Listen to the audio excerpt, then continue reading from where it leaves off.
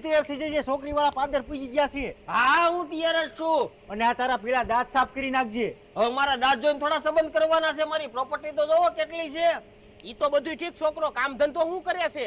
એને ક્યાં કઈ કામ કરવાની જરૂર છે? આ 100 વીઘા જમીન એના ખાતે છે. રાજકોટમાં બંગલા, આ 2 ભડભડિયા, ટ્રેક્ટર, બધી પ્રોપર્ટી એની જ છે. હા ઈ તો દેખાય જ છે. તમે આના દાંતે હોના ના કરાવ્યા છે.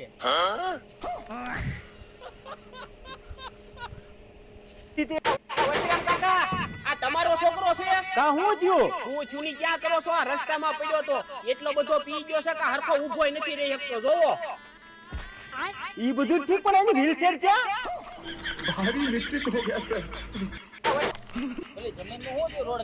ઈ ગરાક આવવાનો છે, હાટુ થાય એટલી વાર છે. એ આંધળો છો, દેખાતું નથી? સોરી ભાઈ, સોરી. આ એરિયામાં નવો આવ્યો લાગે છે, ઓળખતો નથી લાગતો અમને. ઓહો એસપી સાહેબ, તમે ક્યારે ટ્રાન્સફર થયો અહીંયા?